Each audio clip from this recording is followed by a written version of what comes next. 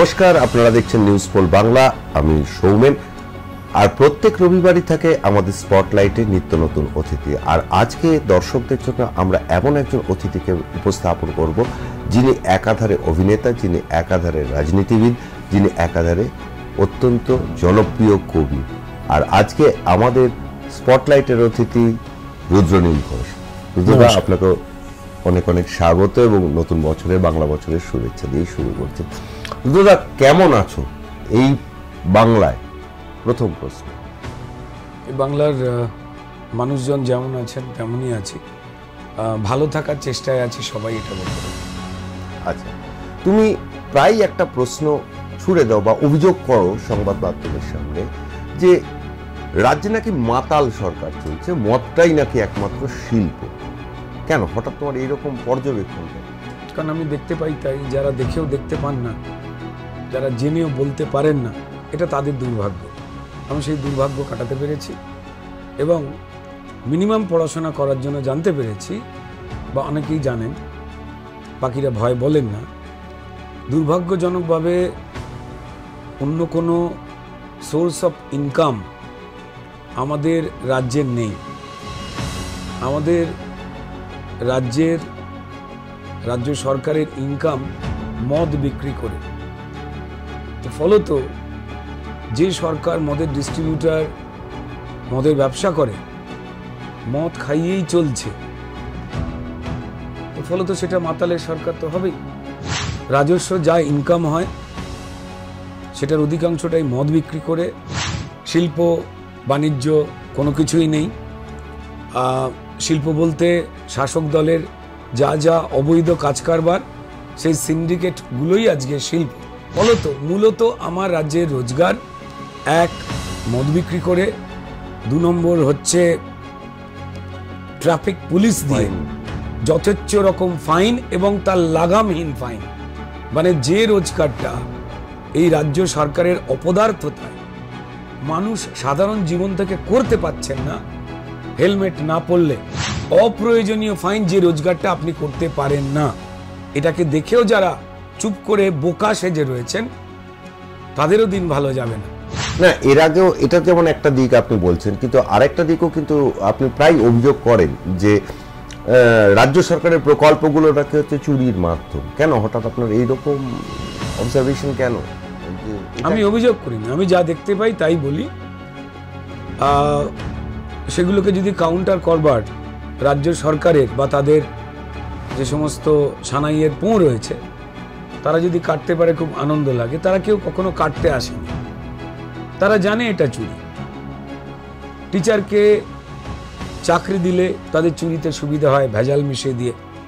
এই রাজ্যে আর একটা রোজগারে চলছে, যেটা হচ্ছে কেন্দ্র সরকার থেকে আমাদের দেশের নিয়ম অনুযায়ী কেন্দ্র সরকার যে দলের থাকে, তার যতই বিরোধী দলেরা ভারতবর্ষের বিভিন্ন রাজ্যে থাকুক না কেন, বিভিন্ন ট্যাক্সের মাধ্যমে যে টাকা উঠে আসছে, সেই টাকা সারা ভারতবর্ষ জুড়ে যারা গরিব মানুষ বা জনসাধারণ, তাদের জন্য একটা করে প্রকল্পে খরচ করা হয় এবং এই রাজ্যগুলোকে অনুদান স্বরূপ পাঠানো হয়।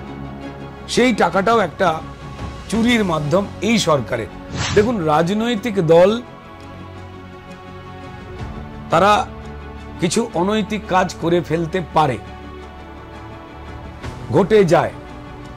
আমি ধরে নিলাম যে শাসক দল তৃণমূলের কিছু খারাপ লোক রয়েছে, তারা এই ঘটনাগুলো ঘটাচ্ছে, যা আমরা রোজ দেখতে পাচ্ছি। আমি নিশ্চয়ই বানিয়ে বলছি না, আমাদের কথা যারা শুনছেন তারা রোজ দেখতে পান। কিন্তু সমস্যাটা হচ্ছে যখন একটা সরকার সেই অনৈতিক কাজটাকে নৈতিক কাজ বলে ছাপ মারবার চেষ্টা করেন, তখন সর্বনাশটা ঘটে যায়। চাকরি বাকরির যদি আমি এই উদাহরণটা দিই, টাকা তো তুলেছে দালালেরা, তারা তো কেউ সরকারি নয়, কিন্তু সেটাকে সরকারি বৈধতা দিয়ে ওই ভেজাল বা অযোগ্য সাদা খাতা দেওয়া চাকরিগুলোকে সরকার বৈধ চাকরি বলে এখনো লড়াই চালাবার চেষ্টা করছে প্রমাণ করবার। কারণ ওই টাকার ভাগ রাজ্য সরকারে শুধুমাত্র মন্ত্রীরা নয়, তার সঙ্গে সঙ্গে একটা অংশের আইএস বা আইপিএস তারা যদি না ভোগ করে থাকে, তারা যে পড়াশোনা শিখেছে, সংবিধানের শপথ খেয়েছে, দেশের আইন কানুন জেনে চোরকে বাঁচাবার চেষ্টায় বিভিন্ন রকম কাগজপত্র তৈরি করে দেন, তো ফলত এক মধুমাতালের সরকার, নাম্বার 2 চোরের সরকার চলছে, যা দুর্ভাগ্যজনক। না, এখানে একটা প্রশ্ন আছে, যেমন রাজ্য সরকার মানে কেন্দ্রীয় সরকার রাজ্যগুলো থেকে যে রেভিনিউ কালেকশন করে, এখানে তো শাসক দল অভিযোগ করছে যে বাংলার দল বিজেপি, তারা তো বাংলার স্বার্থে এই যে রাজ্যের এত পাওনা বকেয়া ডিউ রয়েছে, তা কেন্দ্র থেকে আদায় করার জন্য তারা তো আন্দোলন করছেন রাজ্যের পাওনার ন্যায্য দাবিতে। কেন বিজেপি এই যে অসাধারণ দাবিটা তাদের, প্রথম কথা হচ্ছে যে কেন্দ্র সরকার কখনো কোনো পাওনা আটকায়নি, তাহলে এত যে বকেয়ার কথা বলা হচ্ছে, সে তো চোরের খিদে। আপনি চোরের খিদেকে যদি মান্যতা দেন, এরা চোরের কাজ চলে গেলে দুঃখ প্রকাশ করে, বলে মানুষের কাজ চলে যাবে। যারা বোম বারুদের স্তূপ বানাচ্ছে লাইসেন্সহীন অবস্থায়, সেটাকে বন্ধ করে দিতে গেলে বলে এতগুলো লোকের কাজ চলে যাবে। যারা বেআইনি হোটেল, বেআইনি ব্যবসা করছে, তাদের কাজ বন্ধ করে দিতে গেলে বলে এদের হাতের কাজ চলে যাবে। অর্থাৎ চোর, জোচ্চোর, ক্রিমিনাল, তাদের কথায়, তৃণমূলের কথায় এরাও খেটে খায়। সুতরাং তারা শ্রমিক, তারা শ্রম করে, তাই এই অনৈতিক কাজ করা যারা ক্রিমিনাল রয়েছে, তাদের কাজ চলে গেলে ওদের অসুবিধে। ফলত যাতে ভাগ না বন্ধ হয়ে যায়, তাই তারা এই চেষ্টাগুলো করে। আমি গরিব মানুষকে বাড়ি দেব, আপনি সেই গরিব মানুষ তাদের নামের লিস্ট দিন। এবার এই লিস্টটা করে দেওয়াটা পুরোটাই রাজ্য সরকারের হাতে। এইরকম বহুবিধ প্রকল্প, সেই প্রকল্পে তারা যে ভুয়ো লিস্ট দিয়েছে তা ধরা পড়েছে, জেল খাটছে। যেমন জব কার্ডের ক্ষেত্রে হয়েছে, তৃণমূলের মিছিলে যারা যাবে তারা জব কার্ড পাবে, এবং তৃণমূলের পঞ্চায়েত থেকে এই জব কার্ডগুলো বিলি করা হয়, এবং এই জব কার্ড, অধিকাংশ জব কার্ড তৃণমূলের এই নেতারা নিজেদের কাছে রেখে দেন মানুষকে ভয় দেখিয়ে। না, এখানে তো একটা প্রশ্ন আসছে যে যে রাজ্যের প্রধান বিরোধী দল বিজেপি, তাহলে বিজেপি সেই মানে মানে গোটা কাকদ্বীপ থেকে কালিম্পং, মানে এই যে আন্দোলন, শাসকের বিরুদ্ধে যে আন্দোলন, সেটাকে সেই পর্যায়ে তুলতে পারছে না কেন? কোথায় খামতি রয়েছে? আপনিও তো অবশ্যই তুলতে পারা গেছে। খামতি যেটা রয়েছে, আমাদের এখানের পুলিশ স্টেট এটা, তাই তৃণমূলের ক্যান্ডিডেট কে হবে, পাড়ায় কোন ক্রিমিনাল রাজ করবে, এই পুরোটাই এই থানা থেকেই নিয়ন্ত্রণ হয়। সংবাদ মাধ্যম স্পষ্ট কথা বললে তাদেরকে হয় প্রথমে কিনে নেওয়ার চেষ্টা হয়, মুখ বন্ধ করার কথা, আর না হলে তাদের বা এই ধরনের কেসে ঝামেলায় ফাঁসিয়ে দেওয়া হয়। পিছিয়ে যান 2021 সালে, যখন ফলাফল বেরোলো, তখন 56 জনকে আজকের দিনে কুপিয়ে কুপিয়ে করা হয়েছিল। তারপর সেই বাড়তে বাড়তে প্রায় 300। কেন মানুষকে জাগানো হচ্ছে? আমরা নর্থ কোরিয়ার থেকে ভয়ঙ্কর একটা রাজ্যে রয়েছে যেখানে গণতন্ত্র বিপন্ন।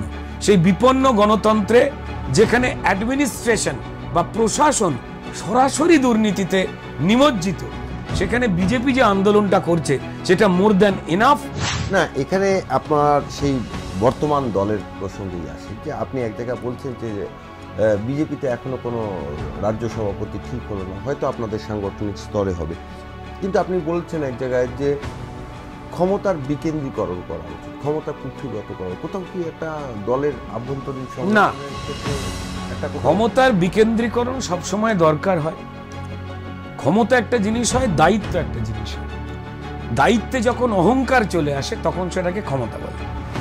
কাশ্মীরে পেহেলগাঁওতে পাকিস্তানি সাহায্যে এবং কিছু ওখানের লোকাল লোকেদের যারা খেটে খেতে চায় না, ওখানেও তৃণমূল ধরনের লোক আছে।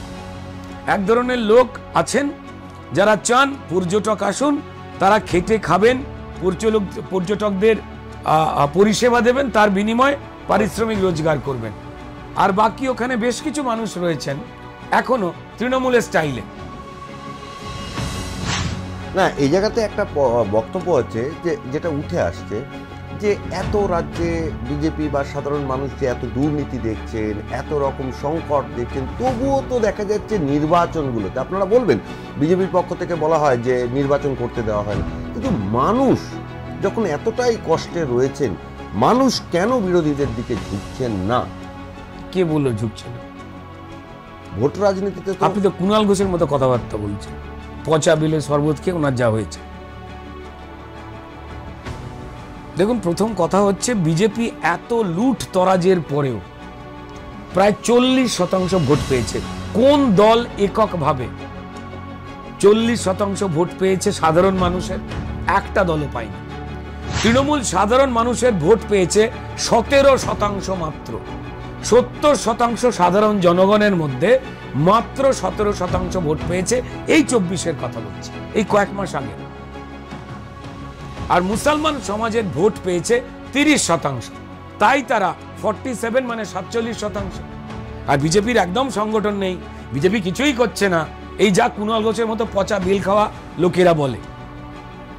এটার পরেও, এত লুটের পরেও বিজেপিকে মানুষ ভোট দিয়েছে প্রায় 40%। যদি লুট তরাজ না হতো, যদি মৃতদেহরা ইলেকশনের সময় তৃণমূলকে ভোট দিই বলে আমাদের মরে যাওয়া দাদু তার দাদুরা সব নেমে এসে তৃণমূলকে ভোট দেয়। কি সুন্দর ভোট পদ্ধতি চলে, যে জাল ভোট এখানে চলে সবাই জানে। বাংলাদেশি, রোহিঙ্গা, এই দুটো ধরনের বিদেশি লোকজনকে তৃণমূল ভোটার কার্ড, পাসপোর্ট, আধার কার্ড বানিয়ে দিয়েছে। তাদের কাছে এই রাজ্যে বা দেশে বৈধ চাকরি করার কোনো এই দেশের সার্টিফিকেট নেই। কিন্তু যেহেতু তৃণমূল এদের ভোটার কার্ড বানিয়ে দিয়েছে, যেহেতু আমার দেশের নিয়ম ভোটার কার্ডে ছাপ মারে কেন্দ্রীয় নির্বাচন কমিশন, কিন্তু আমাদের দেশের পদ্ধতি হচ্ছে লোকাল যারা রিপ্রেজেন্টেটিভ রয়েছেন তাদের লিখিত সার্টিফিকেটের উপরেই ভেরিফিকেশন হয়। করে কে? এই মমতা বন্দ্যোপাধ্যায়ের ভয়ে থাকা তাদের রাজ্য সরকারি কর্মচারীরা। এবং ফলত ভোটার কার্ড তৈরি হয়ে গেছে। এবং এখানে প্রায় 50 লক্ষের কাছাকাছি আমাদের রাজ্যে বিদেশিরা ঢুকে পড়ে পশ্চিমবঙ্গের মানুষ সেজেছে। যা পশ্চিমবঙ্গের যে কোনো মানুষ, তিনি যে কোনো রাজনৈতিক দলকেই ভোট দিন না কেন, তার জন্য তুমুল বিপদ। নানান অভিযোগ এবং প্রমাণ যাওয়ার পর কেন্দ্রীয় নির্বাচন কমিশনার এবার সিদ্ধান্ত নিয়েছে ভোটার কার্ডের সঙ্গে আধার কার্ডের লিঙ্ক হবে। ফলত আর মৃতদেহরা নেমে ভোট দিতে পারবে না তৃণমূলকে। 2, এই রোহিঙ্গা বা বাংলাদেশি অনুপ্রবেশকারী যারা সারা পৃথিবীতে অবৈধ, তাদেরও ভোট দান এবার 90% বাতিল হতে চলেছে। এরপর বায়োমেট্রিকও হয়ে যেতে পারে। অর্থাৎ যার ভোট তিনি তার পছন্দ মতো দলকে দেবে। কেউ চোরকে দেবে তার পছন্দ হলে, কেউ অন্য যে কোনো রাজনৈতিক দলকে দেবে তার পছন্দ হলে, কিন্তু এটা খতম হওয়াটা দরকার। তো ফলত এই যে একটা অগণতান্ত্রিক পদ্ধতি কায়েম করেছে এরা, তৃণমূল, মমতা বন্দ্যোপাধ্যায়, এবং তাকে সাহায্য করে দিচ্ছেন আইএএসরা, যে কারণে পশ্চিমবঙ্গে এই সর্বনাশ ঘটছে।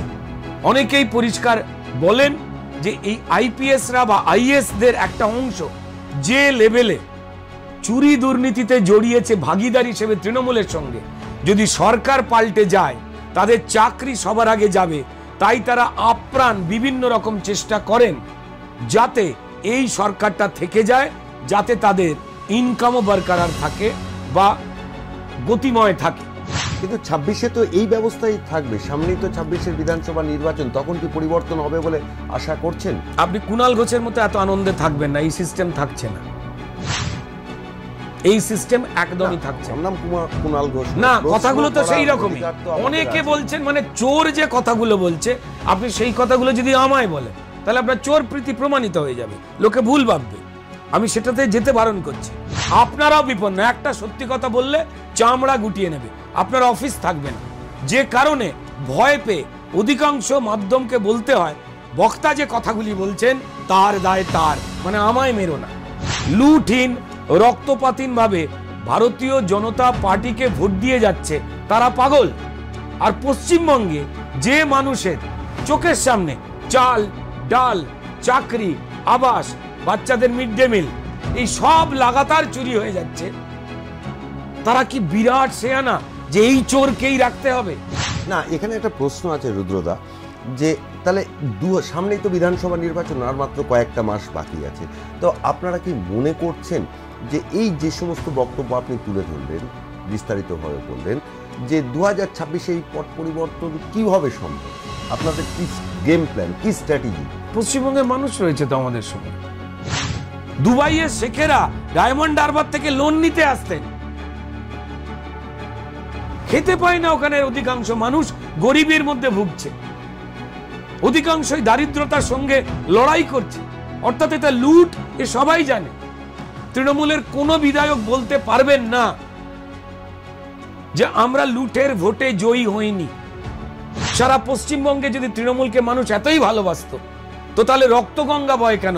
যা সারা ভারতবর্ষে নির্বাচন করলেও যত মানুষ, সেটা বিজেপি শাসিত রাজ্য হোক বা অবিজেপি শাসিত রাজ্য, তাহলে এত কেন? তৃণমূলকে এত ভালোবাসে? কোন জায়গায় ভোট লুট হচ্ছে, কিউআরটি টিম থেকে খবর এলো, তাকে গাড়ি করে পৌঁছতে হবে, সেই গাড়ি সাপ্লাই দেয় কে? এই তৃণমূল সরকারে তৃণমূলের নেতার গাড়ি যে খাটছে, তৃণমূলের নেতার গাড়ি কে চালাবে? আপনি আমি না, কোন তৃণমূল কর্মী বা ওই তৃণমূল নেতার মাইনে পাওয়া, তার কথা শুনে চলা কোন একটি ছেলে। 1 কিলোমিটারের রাস্তা বোম পড়ছে বলে ও ঘুরিয়ে নিয়ে 3 কিলোমিটার নিয়ে যাবে, ততক্ষণে যা ঘটবার ঘটে গেছে। এই সবকটি এই বিষয়গুলি ছাড়া আরো বেশ কিছু বিষয় রয়েছে যেগুলো কেন্দ্রীয় নির্বাচন কমিশনের কাছে স্পষ্ট হয়েছে।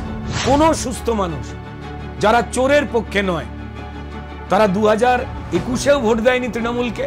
সবাই অবাক হয়েছে যে কি করে জিতলো। হ্যাঁ, অবশ্য এই ক্ষেত্রে তৃণমূলকে সাহায্য করবার জন্য, মানুষকে একটু বিভ্রান্ত করবার জন্য মোহাম্মদ সেলিম একা নেমে পড়েছে। না, এই যে বাংলাদেশি জঙ্গিদের কথা বললেন আপনি, অনুপ্রবেশের কথা বললেন বা রোহিঙ্গাদের কথা বললেন, রাজ্য সরকার এবং তৃণমূল নেত্রীর স্পষ্ট বক্তব্য, রাজ্য সরকার তো না, তৃণমূল নেত্রী মুখ্যমন্ত্রীর স্পষ্ট অভিযোগ যে বর্ডার বা সীমান্ত পাহারার দায়িত্ব কেন্দ্রের সরকারে, কেন্দ্রীয় সরকার তার দায়িত্ব পালন করছে না বলে অনুপ্রবেশ ঘটছে, আর অনুপ্রবেশকারীরা গন্ডগোল পাকাচ্ছে। বলতো আপনাদের প্রোটেক্ট হয়েছে। প্রথম কথা, আমরা যেখানে অবশ্য কথা বলছি তার পাশেই যে গুলশান কলোনি এবং বিভিন্ন জায়গায় যে কলোনিগুলো গজে উঠেছে, এগুলো কি মমতা বন্দ্যোপাধ্যায় দেখতে পাচ্ছেন না? পাচ্ছেন তো, জানেন তো। তাহলে এই রোহিঙ্গা বা বাংলাদেশি যদি অনুপ্রবেশকারী ঢুকে পড়ে, তারপর ওনার কাজ কি লালন করা? না, ঢুকতে দেবেন কেন? 1 মিনিট আগে লালন করা কাজটা কি? এই বিদেশি অবৈধ অনুপ্রবেশকারী, তাদের লালন করা কি ওনার কাজ? বড় করে তোলা পাকিস্তানের মতো? ঢুকতে দেওয়াটাও কি? 1 মিনিট, আমি সেই প্রসঙ্গে অবশ্যই যাব। এবার আপনার প্রসঙ্গে আসছে। এবার কথা হচ্ছে আপনার ঢুকছে কি করে? ইন্টারেস্টিং প্রশ্ন। আমাদের যারা দর্শকেরা রয়েছেন তাদের মধ্যে নিশ্চয়ই কিছু লোক তো শিক্ষিত, আপনার আমার থেকেও তারা সচেতন। 2200 কিলোমিটার ভারত বাংলাদেশের পৌরাস বর্ডার ছিল। Try to understand, 2200 kilometre porous border ভারত বাংলাদেশে। বারবার জমি চাওয়া হয়েছে, পশ্চিমবঙ্গ সরকারের থেকে দেয়নি, টালবাহানা করতে করতে ধরুন 2000 কিলোমিটার কাঁটাতারের বেড়া হয়ে গেছে। এখনো প্রায় 500 কিলোমিটার খালি রয়েছে। খালি কি জন্য? 1, জলা জঙ্গল, যেখানে কাঁটাতারে বর্ডার দেওয়া খুব কঠিন। 2, মামলা চলছে। বারবার কেন্দ্রীয় সরকার বলেছে যে লোকাল কমিটি যারা ডিএম বিডিও রয়েছে তাদের দ্বারা তৈরি করে এই সমস্যাগুলো নিষ্পত্তি ঘটাতে, সেগুলো ঘটানো চলছে না। ফলত এখনো প্রায় 450 কিলোমিটারের মতো জায়গায় অ্যাবাউট টু লক। মানবঘাতী সরকার চলছে। বড় বাজারে চোখের সামনে একটা বেআইনি হোটেল তৈরি হয়ে গেল, যা 2টো ফ্লোর বেআইনি। কর্পোরেশন ঘুমোচ্ছিল, এত বড় বিল্ডিং তৈরি হচ্ছে, পুলিশ ঘুমোচ্ছিল। স্কুলের সামনে এই হোটেল, সেখানে বার আর ডান্স বার, পুলিশ ঘুমোচ্ছিল। পশ্চিমবঙ্গে হিন্দু মুসলিম যারাই এই দুর্যোগে পড়েছেন তারা কোর্টের দ্বারস্থ হয়েছেন, কোর্টের নির্দেশে তদন্ত হয়ে সবকটা জেলে পুরেছে। এসএসসির রেজাল্ট, যোগ্য অযোগ্যের তালিকা তারা নেই বলে ঘুষ নিয়ে যাদের চাকরি দিয়েছে তাদের বাঁচাবার জন্য করেছে।